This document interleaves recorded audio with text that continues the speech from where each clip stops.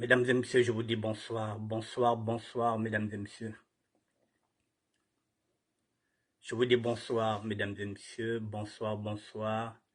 Il est pratiquement 19h05 et nous sommes aujourd'hui le lundi 4 septembre 2023 et nous allons faire le point de la situation politique au Gabon et en même temps au Congo-Brazzaville. Je vous attends, mesdames et messieurs. Je vous dis encore bonsoir.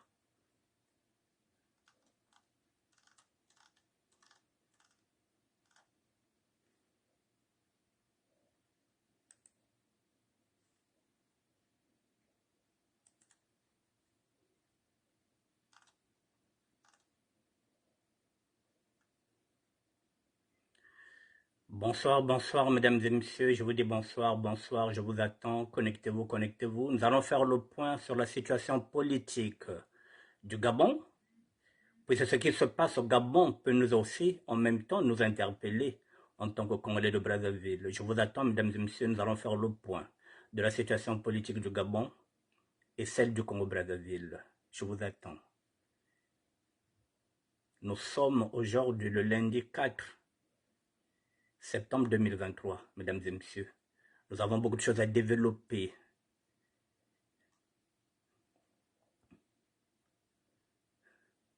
Freddy Mikomo, le professeur de la SAP contemporaine, bonsoir, merci d'être là. Bon, je vais commencer par... Ah, ok. D'accord, je suis sur cette page-là. Excusez-moi, je vais changer de page.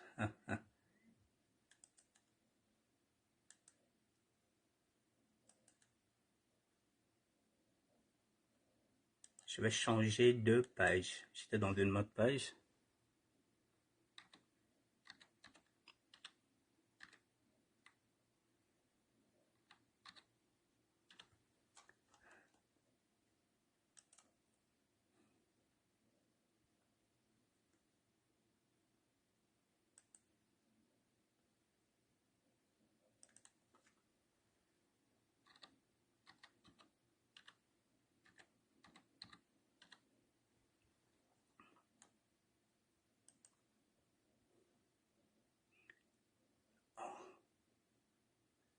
C'est quoi ce délire-là?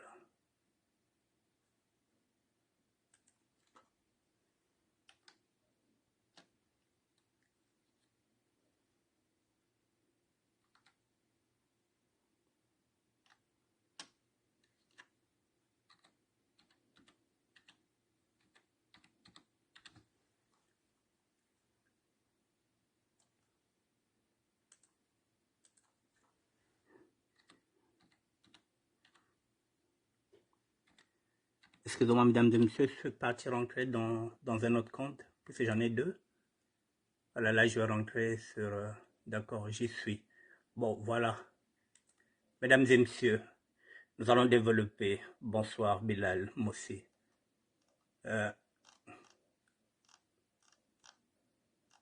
Voilà, nous y sommes. Je vais commencer par ça.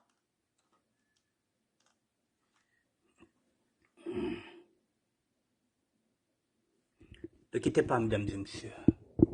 Je vous fais écouter le premier extrait et nous allons démarrer. Ne quittez pas.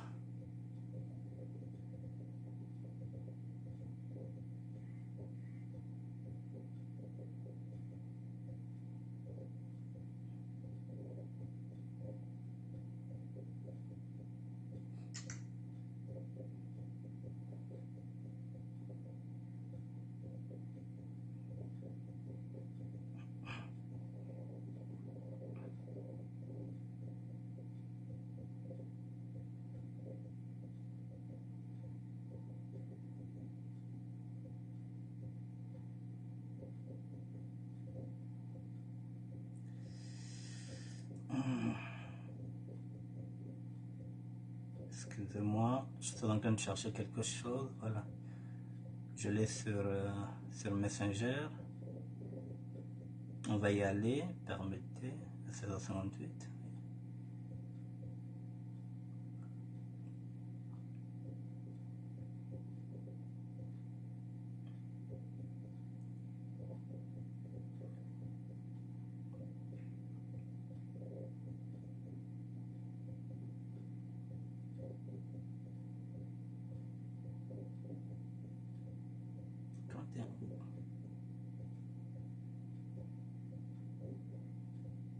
Bon, d'accord, mesdames et messieurs, c'est pas grave.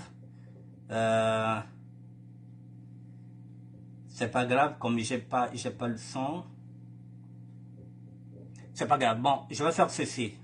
Euh, voilà, je vais commencer et puis je verrai si je peux rattraper ça.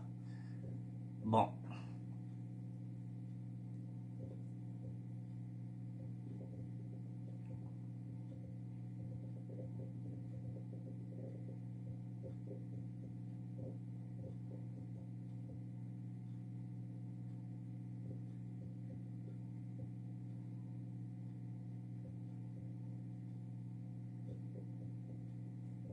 C'est pas grave, je vais rattraper ça. Bon, comme j'ai pas le son. Bon, mesdames et messieurs, voilà. Je vais commencer par cette image-là. Cette image, vous l'avez tous vu, j'ai pas le son. Voilà, il y a ce général-là qui vient de faire un coup d'État. Ce général vient de faire un coup d'État. Vous avez tous vu le coup d'État qu'il a fait. Et aujourd'hui, il y a beaucoup de choses qui se passent derrière. Alors, qu'est-ce qui se passe? Mesdames et messieurs, je ne suis pas gabonais, comme vous et moi. Mais nous allons suivre de près cette actualité. Pour quelle raison? Un général a fait un coup d'État qui a permis d'épargner les vies humaines. Ça à prendre en considération sur ce coup d'État-là, ça a été sans effusion de sang. Peu importe si c'est un coup d'État de complaisance, peu importe si c'est un coup d'État de compassion, et peu importe si c'est un coup d'État formaté.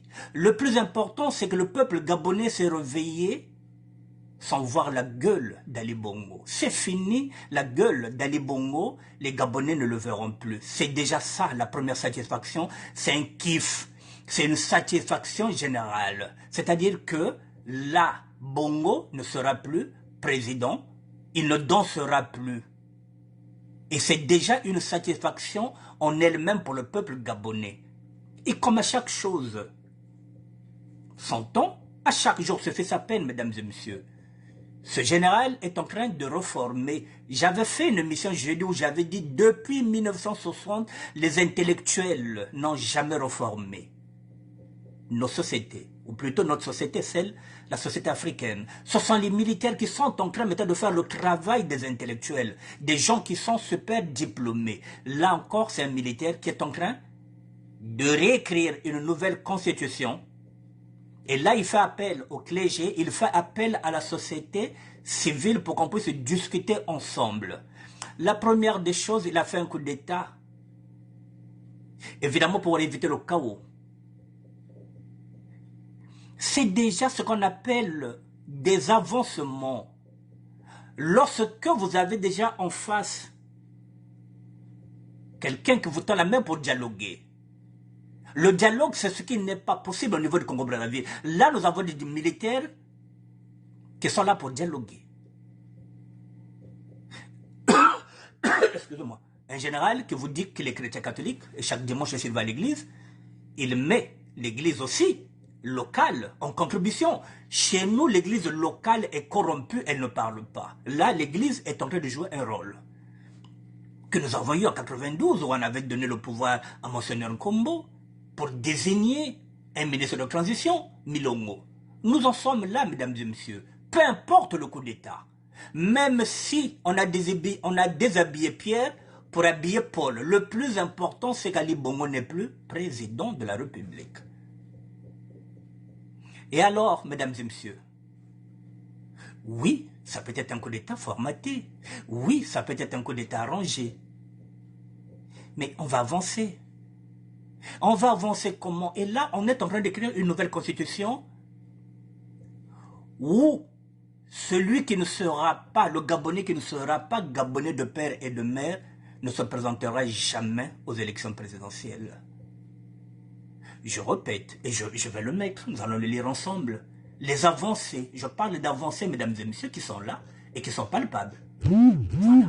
Donc déjà, ce sont déjà les premières mesures où on s'est dit que celui qui n'est pas Gabonais de père et de mère ne pourra pas se présenter. Excusez-moi, je vais aller chercher ça. Et il faut aussi qu'il puisse avoir une épouse gabonaise. Voilà, donc, voilà.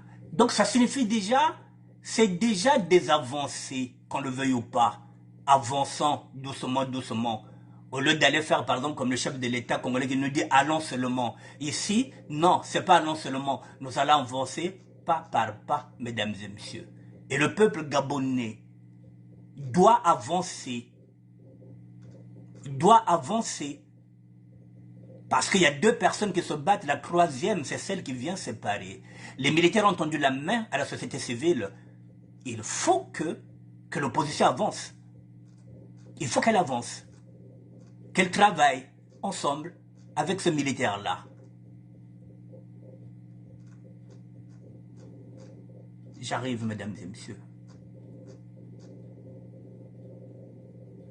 Voilà, mesdames et messieurs. Voilà, je ne suis pas gabonais, mesdames et messieurs, mais il y a quelque chose qui est en train de se passer. Le dialogue, il est installé. Il n'y a même pas une semaine. Je vous laisse, mesdames et messieurs. Voici ce qui se passe. Le nouveau président du Gabon frappe fort. Je suis chez Marion Michel Mandimba et Wango.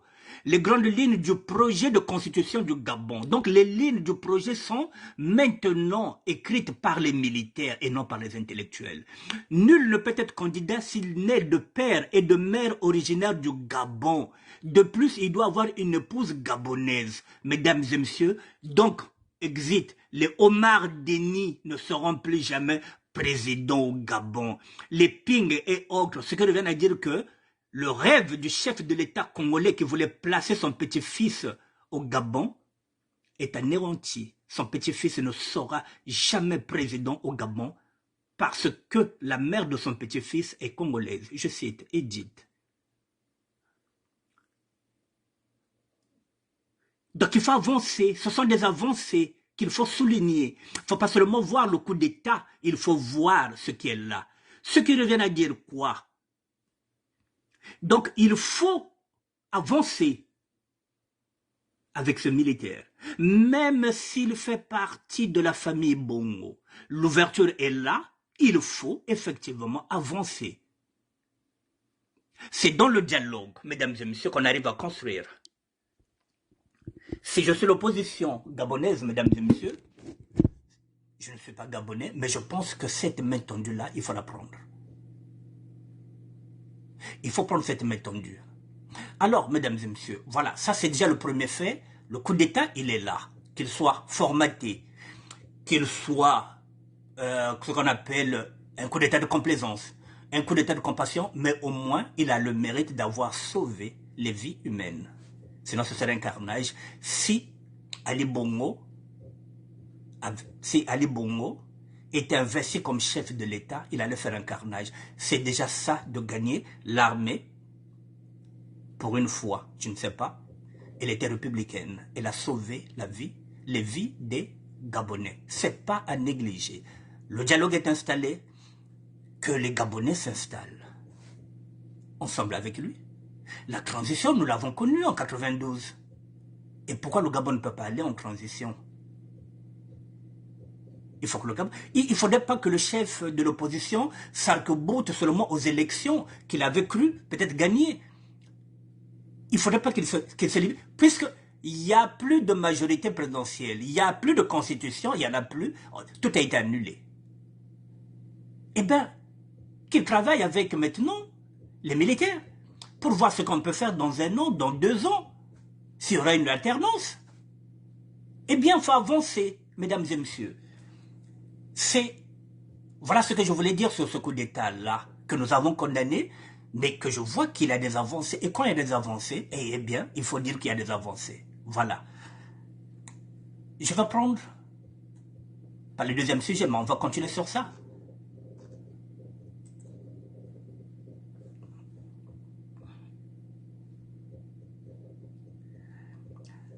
Le hic maintenant, le problème c'est lequel? Voici ce qui se passe maintenant, mesdames et messieurs. C'est la raison pour laquelle j'ai dit on va faire le point.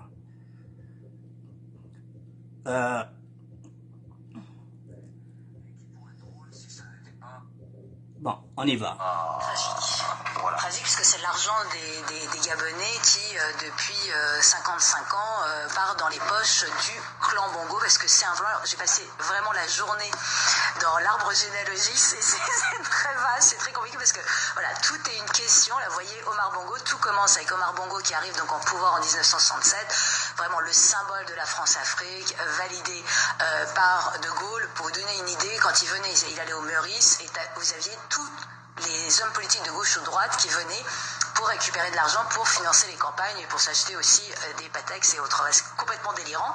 Tout commence avec cet homme et c'est vraiment une histoire de famille puisque Omar Bongo a eu 54 ou 55 enfants. Je n'ai pas réussi à avoir le chiffre exact. 55 enfants reconnus. Mesdames, écoutez bien que nous sommes là dans une dynastie. Je vous donne la source, LCI. Omar Bongo a eu 55 enfants, ou 54. Il y a eu une dynastie. Ce qui se passe en République du Gabon, c'est ce que nous allons décrypter en République du Congo. C'est une dynastie. Nous ne savions pas qu'il avait 55 enfants. Et parfois, on nous présente seulement quelques enfants. Mais il y a une dynastie qui est là. Et peut-être que même à l'intérieur, le général fait partie des fils de Bernard Bongo. Vous voyez là où nous en sommes, mesdames et messieurs. Nous sommes dans une problématique. C'est là où je dis il faut avancer. Il faut avancer. 55 enfants. C'est pas moi qui le dis, la source elle est là. LCI, direct. On y va. Le testament. Alors vraiment parce que c'est un maillage familial serré. Avec combien d'épouses? Attendez, mais j'arrive, je sais que vous êtes impatient, mais j'arrive, mais c'est vraiment pour dire ce qui interpelle. Je ne vous parle pas juste sa vie privée et la vie politique du Gabon diplomatique sont complètement imbriquées. Donc, Omar Bongo, 1967 au pouvoir jusqu'en 2009, il a 2 épouses seulement officielles. La première est Marie-Joséphine Kama et la deuxième est Edith Sassou Nguesso. Oui, ce nom vous dit quelque chose. Edith Sassou Nguesso est la fille aînée du président congolais Denis Sassou Nguesso qui est en poste, toujours aujourd'hui, il est en poste depuis 1977. Depuis 2 jours, il ne doit pas très bien vivre ce qui se passe au Gabon. Donc, de ces 2 enfants, de ces 54 ou 55 enfants officiels, il y en a 2. Pascaline Bongo et Ali Bongo, qui sont les 2 légataires testamentaires universels. C'est eux qui gèrent. Ce sont les aînés? Ce sont les 2 aînés. A priori, officiellement. Ali, c'est l'aînée, je crois. Elle, c'est l'aînée, elle est plus âgée que Ali, c'est la première, c'est la chouchoute. C'est autour d'elle que tout tourne. Pour vous donner une idée à quel point c'est familial, en 2016, au moment où il se présente pour un 2e mandat, Ali Bongo, son seul opposant, c'est Jean Ping. Jean Ping est l'ex-compagnon de Pascaline, avec qui il a eu 2 enfants, vous le voyez à l'écran, dit le chinois parce que son père était chinois. Donc le gendre d'Omar Bongo. C'est le seul qui est le seul opposant, c'est les 2 beaux-frères qui se sont mais écharpés, et évidemment il y a eu fraude, etc. Mais c'est comme si rien ne pouvait venir en dehors de cette famille. Mais juste pour vous donner, imaginez, Omar Bongo a eu donc cette première femme, Marie-Joséphine Kama, avec qui il a eu 2 enfants. Mesdames et messieurs, je vais aller pas de pas. Donc en 2016, nous avons une élection au Gabon, où il y a 2 Gabonais qui ne sont pas Gabonais qui se battent pour le pouvoir en 2016. C'est Jean Ping, qui est chinois, qui n'est pas gabonais à 100%. Et celui-là, Ali Bongo, qui est un enfant adoptif. Ce sont les 2 qui se battent pour le pouvoir en 2016. Vous voyez là où nous en sommes aujourd'hui, ce chaos-là. Et ben après, il a fait 2 enfants avec la sœur de Marie-Joséphine Kama.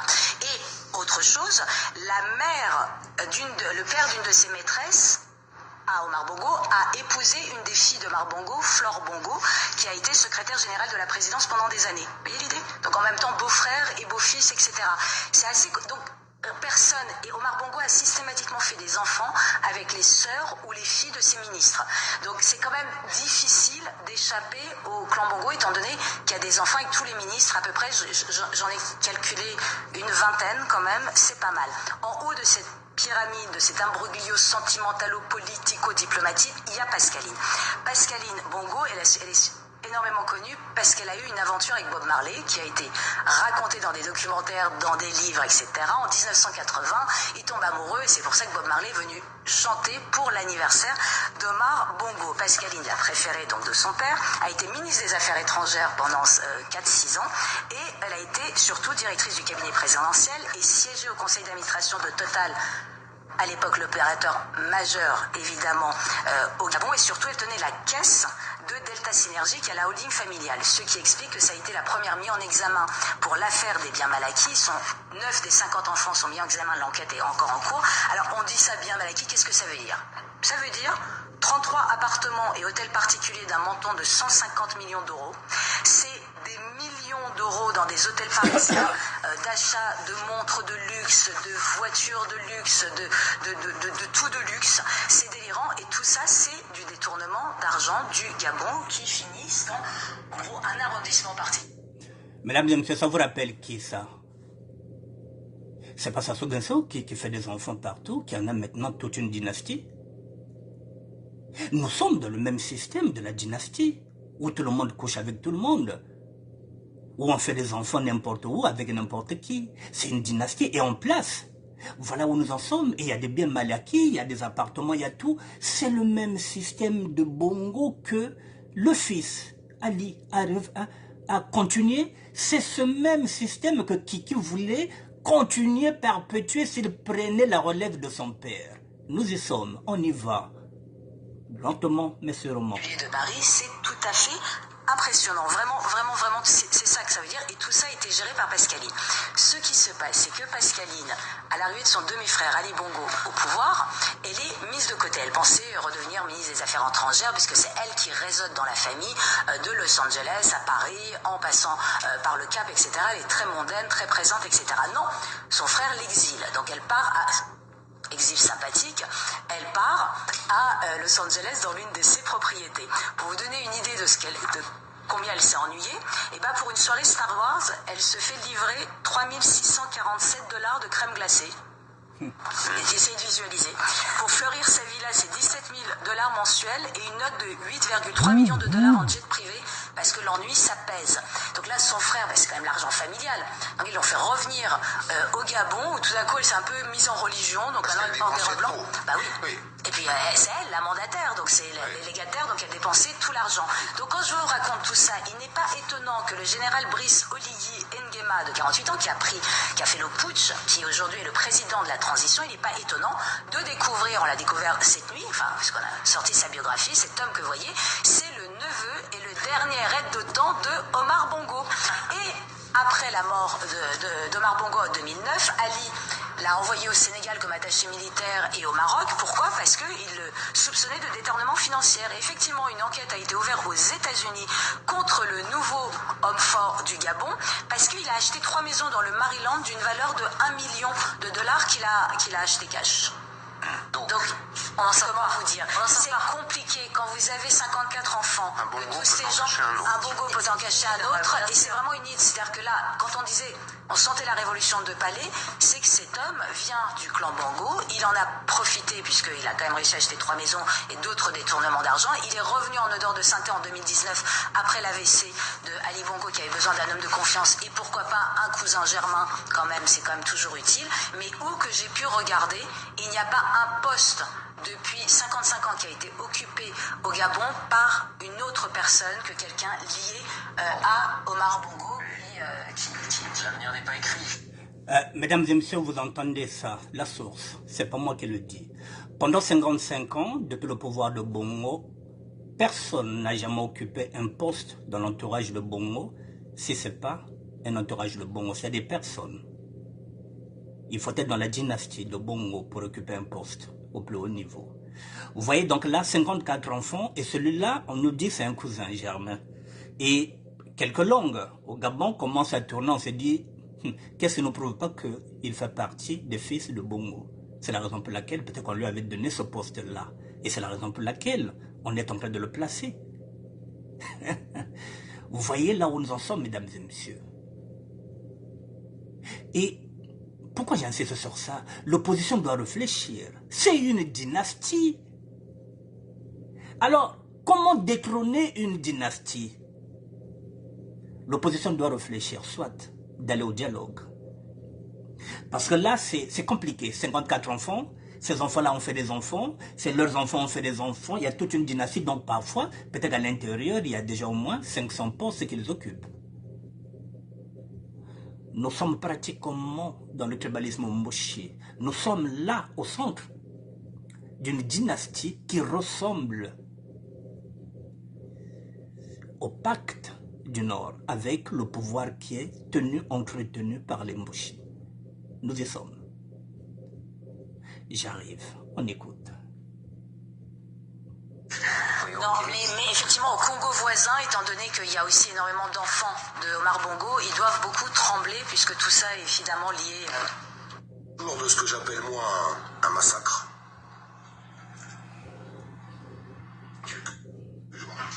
Quelques heures peut-être. Je voudrais vous montrer une toute petite vidéo. Et j'espère qu'un maximum de... Une plus petite boîte ou un truc. Bon, mesdames et messieurs, vous avez entendu le scénario. Ce que Reven a dit que oui, c'est un coup d'État. Formaté. C'est un coup d'État de complaisance, de compassion. C'est-à-dire qui a été arrangé par Pascaline Bongo, qui s'est dit, si on donne le pouvoir à l'opposition, nous risquons de détruire la patrie, plutôt la fatrie. Alors qu'est-ce qu'on fait? Alors ils se sont décidés, Pascaline Bongo c'est la grande sœur, c'est elle qui tient les comptes, c'est elle qui a l'argent. Elle va décider de mettre maintenant cette fois-ci un vrai Bongo. Et que fait ce Bongo-là? N'oubliez pas qu'on l'avait envoyé une fois aux missions au Sénégal, au Cameroun, parce que Ali Bongo avait peur de lui. Il s'est dit que celui-là peut me faire un coup d'État. Alors quelle est la morale, mesdames et messieurs? Ali Bongo, c'est ce qu'on dit, que c'est un enfant qui a été élevé, qui a été adopté,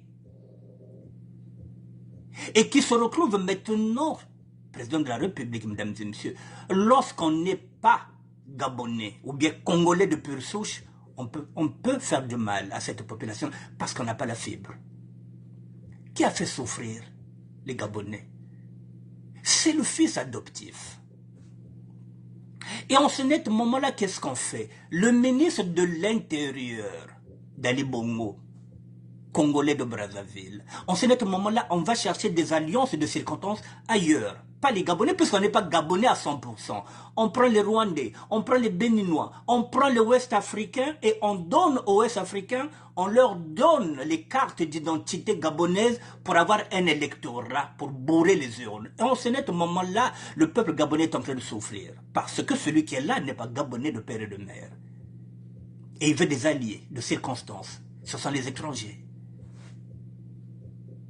Bongo père était là, il n'y avait pas ces souffrances-là parce que il était gabonais, de pure souche. Le fils a fait chier les gens. Et quand on regarde au Congo-Brazzaville, on dit que le chef de l'État, il est béninois. Il travaille avec qui? Avec les étrangers. Il y a une similitude. Sachant qu'il n'est pas congolais, comme nous sommes des Congolais, nous sommes en train de se battre pour nos terres qu'il est en train de vendre. Il va à qui? Il va au Rwandais. Ils sont autour de qui? Des Ouest-Africains. C'est son électorat de la République démocratique du Congo. Parce que ce n'est pas un Congolais de pure souche comme nous. Donc il peut brader le pétrole, il peut faire ce qu'il veut avec son fils qu'il a eu, avec une femme de la République démocratique du Congo. Nous en sommes là, mesdames et messieurs. Et cette loi, ce qu'on est en train de faire là, au Gabon,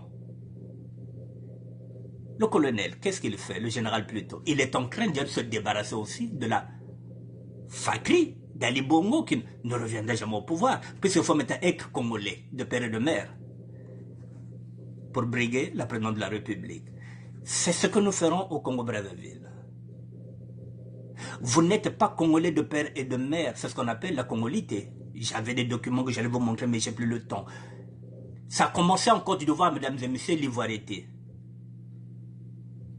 C'était déjà avec le général Gueye qui voulait casser Ouattara, qui lui dit, ah, là, l'ivoirité. Moi, je sais ivoirien. Toi, tu n'es pas ivoirien, tu as la nationalité ivoirienne. C'est ce qu'avait réclamé le général Gueye. C'est ce que disait aussi celui qui est mort, l'ex-président, comment on l'appelle, Bédier. Et Ouattara aussi a dit, et non, comment on l'appelle,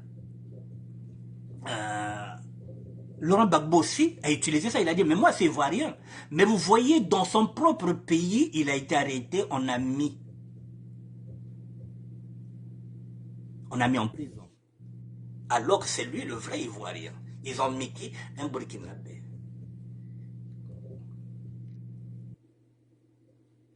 Nous en sommes là, mesdames et messieurs.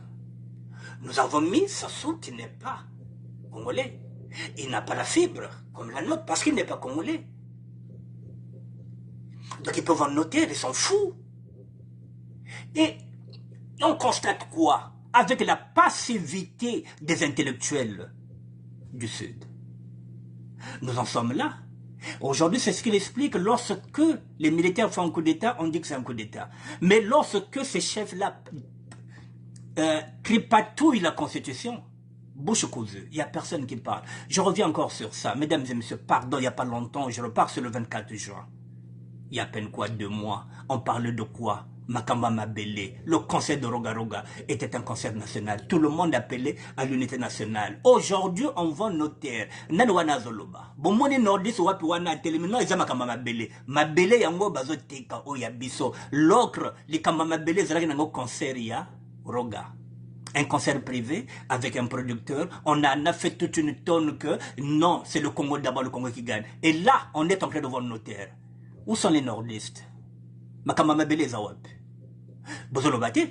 Alors, mesdames et messieurs, voilà la dynastie de Bongo. Et là, on se dit, parmi les 55 enfants, les 55 enfants ont épousé des femmes étrangères. Et c'est là qu'ils mettent leur argent. S'ils ont des Libanais dedans, les Libanais viennent. C'est-à-dire que tous les postes sont occupés par les étrangers et les Gabonais ne travaillent pas. Même maintenant, s'il y a une société étrangère qui vient là, si cette société embauche 200 personnes, elle embauchera 180 Gabonais et 20 étrangers. C'est comme ça maintenant la préférence nationale. Le Gabonais d'abord. C'est ce qui va se passer. Alors l'opposition doit avancer. Les militaires sont en train de tendre la main. Il faut avancer pour travailler ensemble. Il faut avancer. C'est ce que nous avons fait avec Monseigneur Nkombo, avec Milongo. De cette concertation, il peut y avoir un gouverneur de transition. On laisse les militaires. Ce sont eux quand même qui ont évité le bain de sang. Qu'est-ce qui est mieux? Dialoguer ou pas, mesdames et messieurs? Ce que nous n'avons pas, ce que nous n'obtenons pas, au Congo-Brazzaville, les militaires l'ont fait. Alors, peu importe, mesdames et messieurs, ça, je parle en tant que Congolais, pas en tant que Gabonais. Je regarde quand même les avantages qu'il y a dedans, le dialogue. C'est toujours ça. Dialoguer, c'est encore mieux que de se battre. Vous voyez, mesdames et messieurs, voilà, ça, lorsqu'on va maintenant au Congo-Brazzaville, Sassou, il a fait pareil. Il a fait des enfants, avec des nièces, avec des neveux, avec tout le monde. Il a fait des enfants, peut-être avec tout le monde, avec les femmes de ministres, pour avoir une dynastie qu'il a placée la dernière fois là, les élections législatives. Il a placé toute cette fratrie, les enfants de ses amis. Bon, je vous montre un exemple de la dynastie de... Voilà, lorsqu'on fait les alliances de circonstances, on va chercher où? Voici les alliances de circonstances, mesdames et messieurs.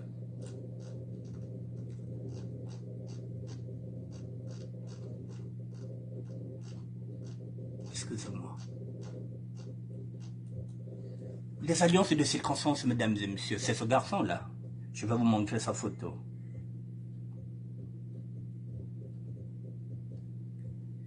Je vais vous donner un exemple des alliances de circonstances. Ah là là là là là là.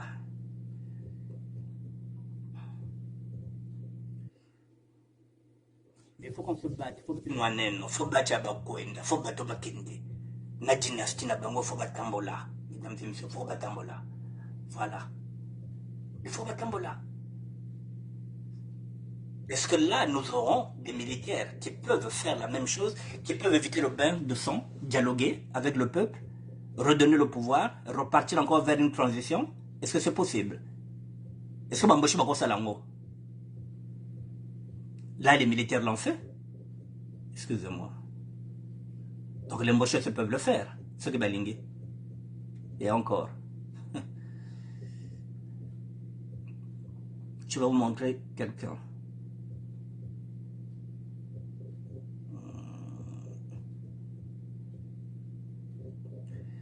Excusez-moi, excusez-moi.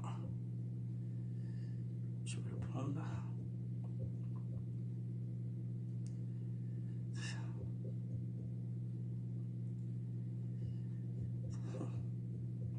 Parce que là, il faut que les Mbochés sachent que c'est maintenant qu'il faut négocier.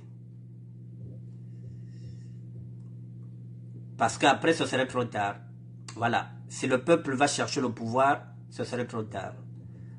Voilà. Il sera très difficile de négocier parce que, voilà, ce serait trop tard. Donc, c'est à eux maintenant de faire en sorte que,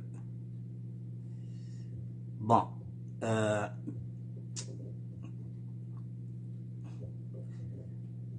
bon, je ne vois pas ce que je cherchais, c'est pas grave. Bon, mesdames et messieurs, on va lire ceci, puisque je n'arrive pas à me retrouver. Ah, d'accord, je vais essayer ici. Voilà, c'est bon.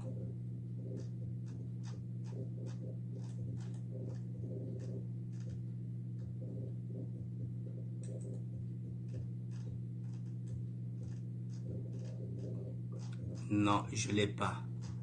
Bon, c'est pas grave, mesdames et messieurs, on va y aller. C'est pas grave. Bon, je vais vous lire quelque chose. Comment faut-il pour lire ça? Comment on va faire pour lire?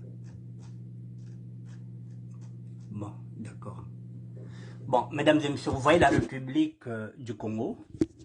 J'ai pas la photo, mais là, il s'agit de Vadim Mvuba. Je vous parle de Vadim Mvuba, mesdames et messieurs. Voilà, j'ai pas eu la photo, je ne sais pas où je l'ai mis. Mais on va y aller. Voici ce qu'est, quand je parlais de l'autre là. Voici, voilà, cette pagaille qui génère des coups d'État démocratiques en Afrique. Là, nous sommes sur Vadim Mvuba. Dites-moi, ce garçon a quel cerveau? Quelles compétences? Comment fait-il? Il est lui-même agent SNPC.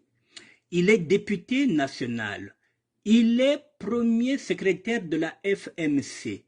Il est conseiller spécial du Premier ministre. Il est conseiller du président de l'Assemblée nationale. Il est conseiller municipal dans le village de son père, Mvuba. Il est agent du port autonome de Pointe-Noire. Il est conseiller municipal à Mindouli.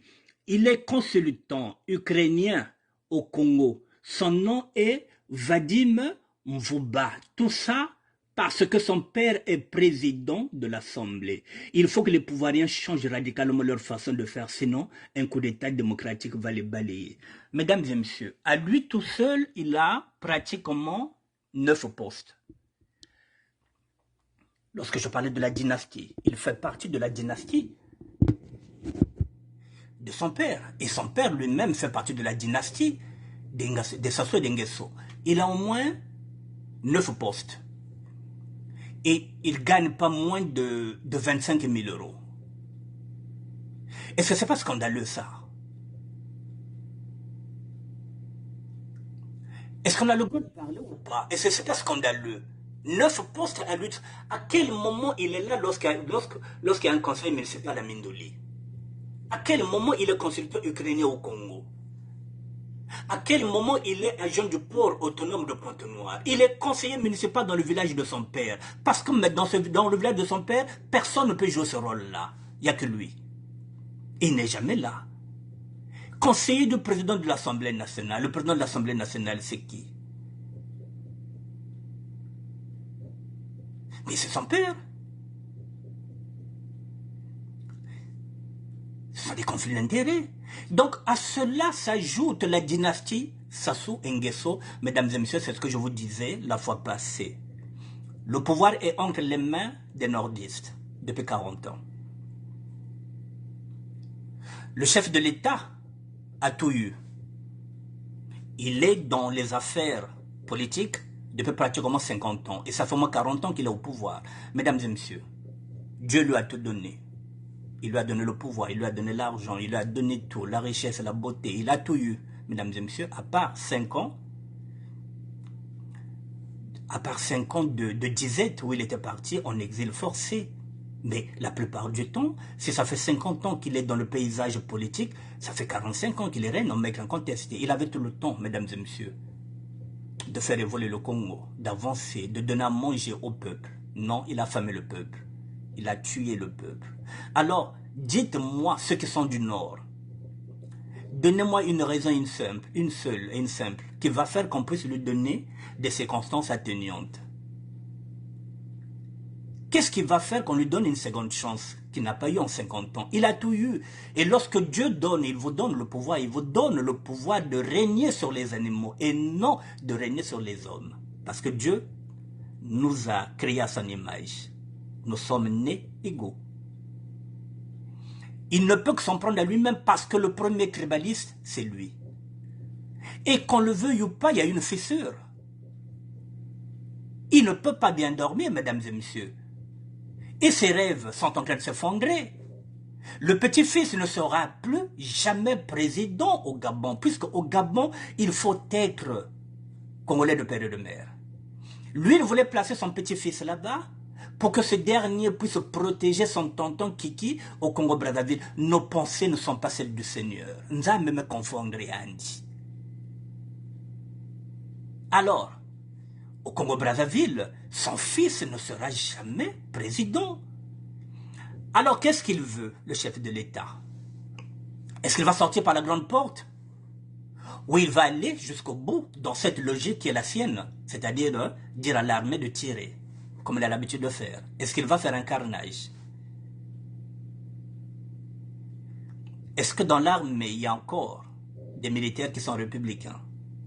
Est-ce que l'armée peut sauver le peuple comme l'armée en République du Gabon? L'armée vient de sauver le peuple. Et le reste, ce sont des négociations. Sauver d'abord des vies humaines. Mesdames et messieurs, ce n'est pas évident ce qu'a fait l'armée. Ça félicité. Les vies humaines sont épargnées. Et après, on dialogue. Est-ce que les militaires congolais vont épargner cette fois-ci les vies humaines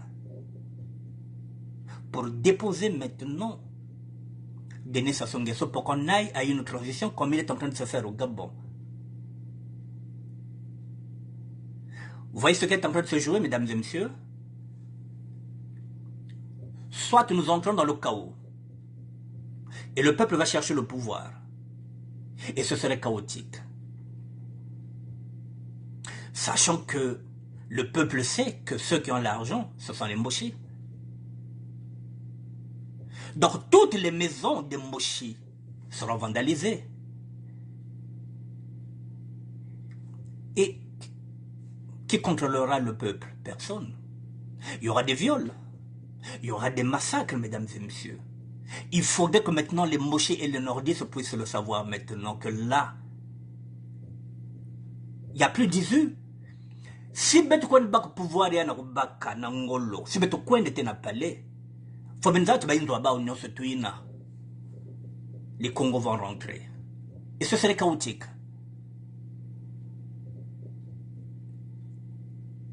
Voilà, ce serait chaotique. Or, on peut éviter le chaos. Le Gabon vient d'éviter le chaos. Il n'y a pas eu d'effusion de sang. Mesdames et messieurs, au Niger, il n'y a pas eu d'effusion de sang. On n'a pas tué le peuple. On a fait un coup d'État sur un président qui était là-bas. Au Mali, c'est pareil. La Burkina Faso, l'autre, c'est pareil. En Guinée-Conakry, c'est un combat entre la garde présidentielle et Doumbouya et c'est l'autre là, mais sinon, le peuple n'a pas subi de perte. Alors, est-ce qu'au Congo, on peut y aller vers une pacification? Est-ce que Bambochile nous quiz maintenant, bon,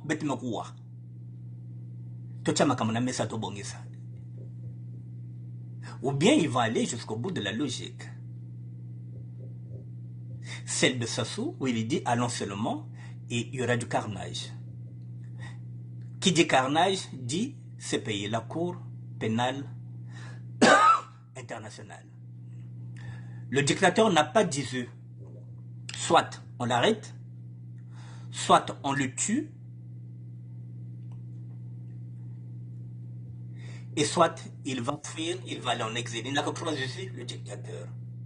Soit il fuit, il va en exil, soit on l'arrête et on l'humilie, soit c'est un homme mort.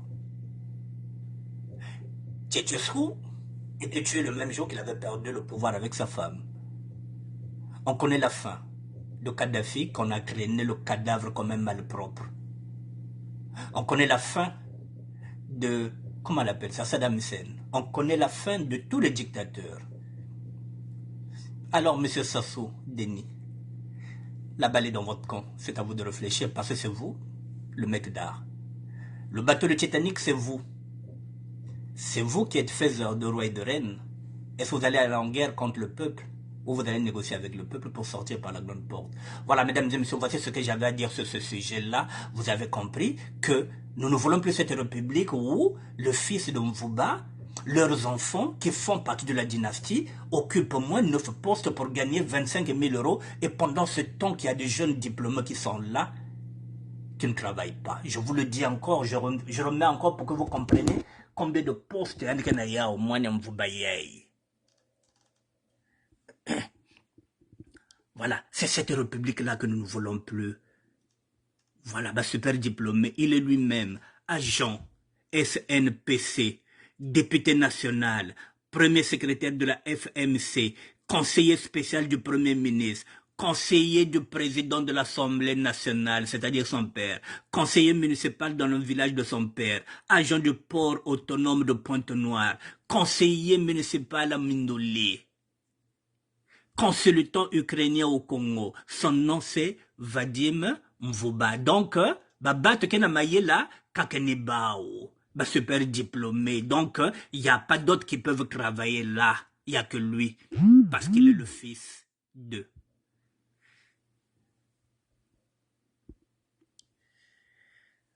Quand je parle de Moshi, d'habitude,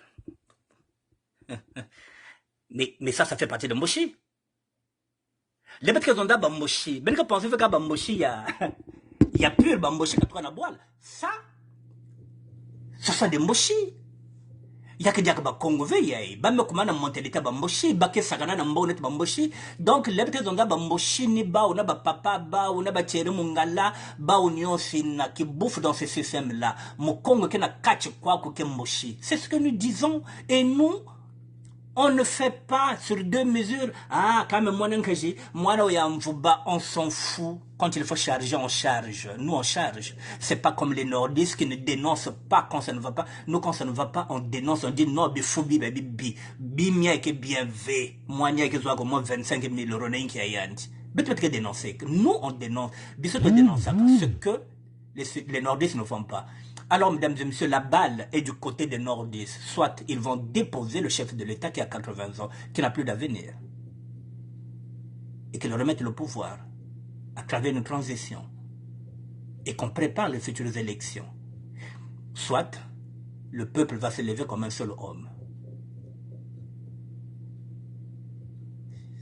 Il n'est jamais trop tard pour reculer, il n'est jamais trop tard pour demander pardon à un peuple. Je l'ai dit, mesdames, je le répète, que Dieu va te donner à Sassou pendant 50 ans. Merci beaucoup. Merci beaucoup, Prince Gemalonga. Voilà.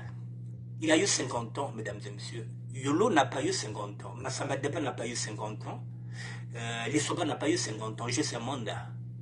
Et je l'ai dit hier, et avant-hier, je l'avais dit que le chef de l'État a tué notre démocratie. Il a assassiné notre démocratie en 97, cette démocratie qu'on avait taillée sur mesure en 92. Et qu'il est venu assassiner en 97 en la personne du professeur Lissouba qui a été élu démocratiquement au suffrage universel. Depuis 97, nous sommes dans un coup d'État permanent, avec des élections truquées. Il faudrait qu'ils comprennent que Ali Bongo aussi truquait les élections. Il se disait que, tant qu'il a l'armée, ce sont nos idées. Nos pensées ne sont pas celles du Seigneur. Il a gagné mercredi. Par exemple, à 11h, à 11h30, il était dépossédé. On l'avait pris le pouvoir, il commençait à parler en anglais. Et l'hypocrisie des Français, on l'a abandonné, c'est fini. Et là, on est en train de l'écarter. On a écarté, puisque c'est un clan, et que lui, il ne fait pas partie de Bongo. Donc, mesdames et messieurs, mettez l'attention à Mambi avec raison dans la Bible. Moutanto qui est bien fait, n'a pas ça que m'foumo. Esclave qui est bien fait, n'a pas ça que m'foumo. Il bet bakaka. Il y a qu'esclave. Babaka, bakuzatula, bamekulisa. Ni yana motuna talisaka, yana motuna talisa, bagabone pasi. Sasuke na talisa betu pasi, yani que Congolais va à 100%. Moi, il y a des gens qui bateau tu as betu parce qu'il y a que il y a l'un qui m'a yandi, na qui ça betu que faire ba boire quelqu'un qui kima. Tout ça na place tout ko kima, sur te salir les tambolilo, betu ko na muyonzi, betu ko mboma na makabana, parce que betu que Congolais de père et de mère, betu que la place à quelque coin de veille. Tout ça na place monsieur ça ko kendete, il faut to bunda pour na mabele na biso. Mesdames et messieurs, il faut dégager Sassou Nguesso et tout ce système là.